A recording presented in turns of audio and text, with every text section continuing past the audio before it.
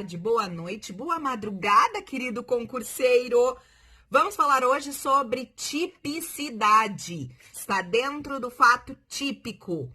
Bom, começamos toda a história lá. O que é crime? Crime é tique. Falei pra vocês, crime é tique. É um fato típico, um fato ilícito, um fato culpável. Dentro do fato típico, eu tenho 4 partes: conduta, resultado, nexo causal e tipicidade. Já vimos a conduta lá, que falamos da ação e omissão, dolo e culpa.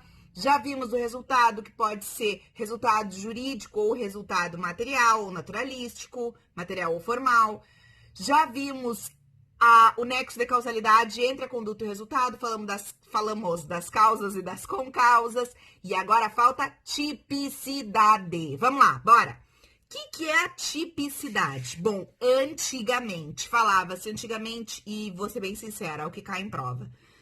Tipicidade se divide em tipicidade formal e tipicidade material. O que é tipicidade formal? Tipicidade formal é tu perceber que o que a pessoa fez está escrito na norma penal, no Código Penal ou numa lei, como crime. Ah, fulaninho pegou R$100 de José. Sério? Sabia que isso está escrito lá no Código Penal? Que é furto? Nada mais isso, gente. Chama daí, vai cair na prova de vocês, a subsunção do fato à norma. Juliana, que é isso? Pelo amor de Cristo. Subsunção do fato à norma. É como se a pessoa fizesse alguma coisa, aquela coisa tá escrito lá na norma, a norma vem e pá, encapsula a pessoa. Você praticou um furto porque você pegou R$100 de José. Entenderam? Isso aí é tipicidade formal. A nossa tipicidade formal, ela se divide em duas: tipicidade formal mediata e tipicidade formal imediata. Imediata, fez, tá lá na norma, imediatamente.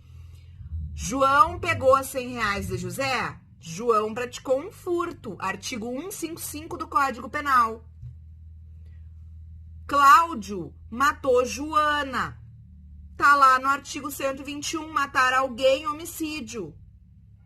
Agora, se eu contar para vocês que João e José foram até o banco, João ficou na frente fazendo a guarda e dando guarita pro outro e fazer o crime, enquanto José foi lá dentro e assaltou o banco.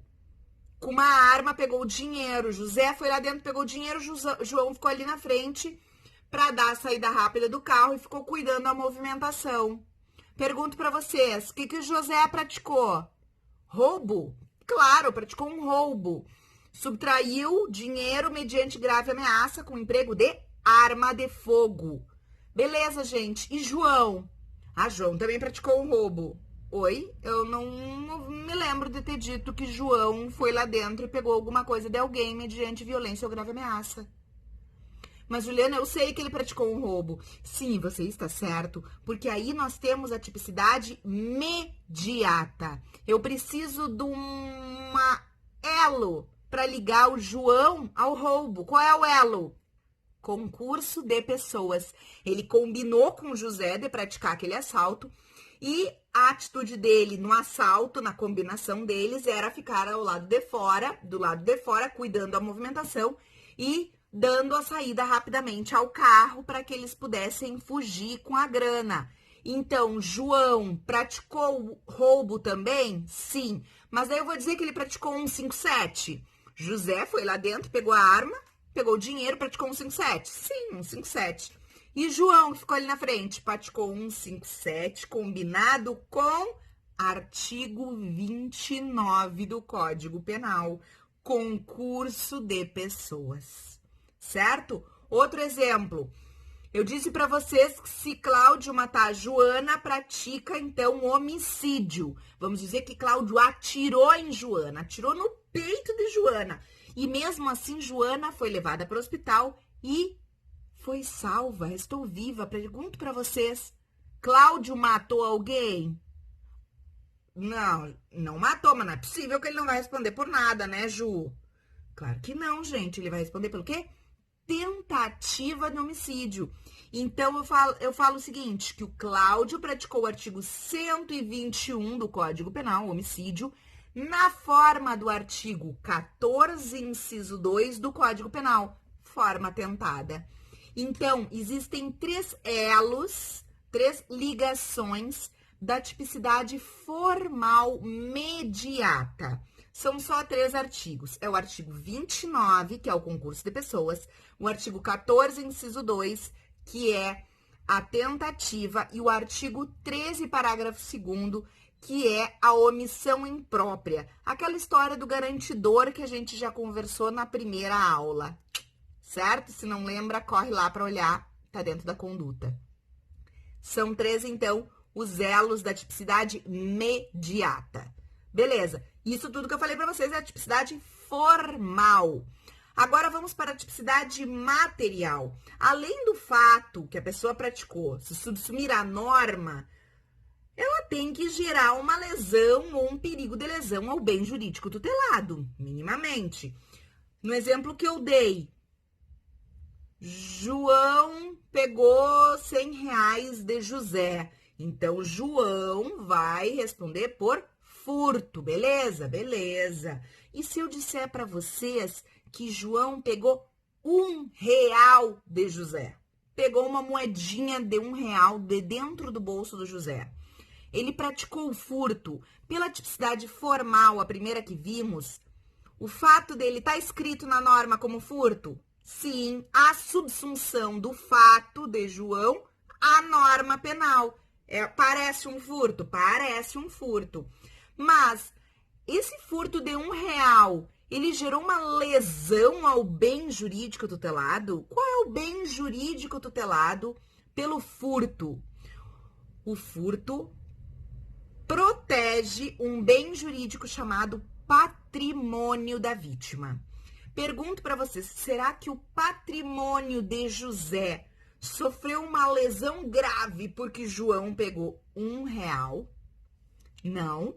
Não houve, então, lesão ao bem jurídico que a norma guarda, que a norma protege, que a norma tutela. Não teve lesão. Então, não teve tipicidade material. Temos aí, então, com o princípio da insignificância, também chamado de princípio da bagatela, podemos dizer que não há tipicidade material nessa conduta. E o mesmo eu falo com um furto de uma bolacha recheada do mercado, o mesmo eu falo com, enfim, coisas muito pequenas, coisas que, claro, tem que ter as 4 condições do princípio da insignificância, mínima ofensividade da conduta, nenhuma periculosidade do agente, reduzido grau de reprovabilidade da conduta e inexpressiva lesão ao bem jurídico tutelado. Então, aqui, gente, tendo essas 4, temos o princípio da insignificância. A insignificância exclui a tipicidade material. Não havendo tipicidade material, eu não tenho crime, certo? Certo. Mas é só isso? Agora entendi. Mas, Ju, eu fui lá fazer umas questões e a questão falava de tipicidade conglobante. Pode me explicar o que é isso? Vamos lá, gente. Vamos explicar o que é tipicidade conglobante.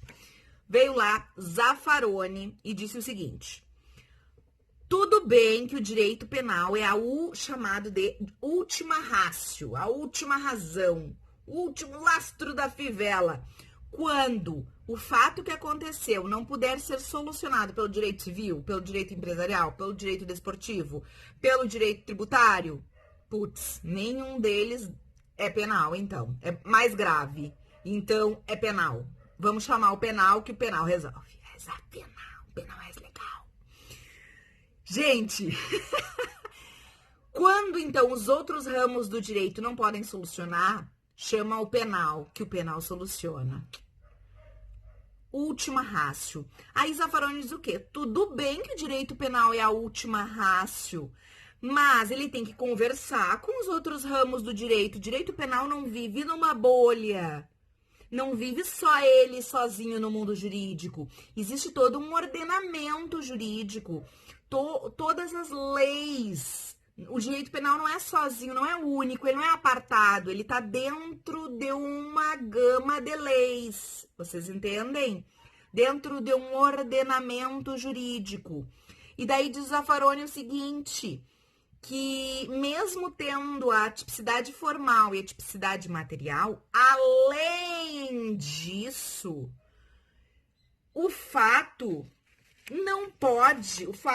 praticado não pode ser enaltecido pela norma, não pode ser incentivado pela norma. Ju, mas quando que a norma vai incentivar um crime? Eu vou dar exemplo para vocês. Zaffaroni, então, diz que na tipicidade conglobante, ela está junto com a tipicidade material, tem que lesionar o bem jurídico tutelado, mas tem que ser um ato antinormativo. Antinormativo, ante as normas, ante o ordenamento jurídico como um todo. Tá, Ju, mas o que tu falou mesmo? Que a norma incentivava um crime? Não é bem assim, gente, que a norma incentiva um crime. Mas Zaffaroni diz o seguinte, olha só, se uma parte do ordenamento diz que a pessoa tem que fazer aquela ação, eu não posso imaginar que essa ação seja típica para o direito penal. Há um confronto. Sim, há um confronto. Eu não posso imaginar a tipicidade, que é o primeiro substrato do crime. É isso que diz Zaffaroni. E daí ele diz o seguinte, tá lá a polícia, vai prender uma pessoa, porque a pessoa está em flagrante delito. Flagrante aí é obrigatório para a polícia. Já falamos de flagrantes, de tipos de flagrantes. O flagrante é obrigatório para a polícia. A polícia está em estrito cumprimento do dever legal. A norma diz que ela deve agir. Ah, Ju, mas é errado privar alguém de sua liberdade. Subsume o fato à norma. Cárcere privado, quem sabe? Um sequestro? Não, só um pouquinho. Sim, é um sequestro, um cárcere privado, a polícia pegou, botou dentro do carro e levou para um outro lugar a pessoa algemada. Mas a pessoa estava praticando um delito, estava praticando um assalto e a polícia deveria prender, porque é o cumprimento do seu dever, ela deve fazer aquilo.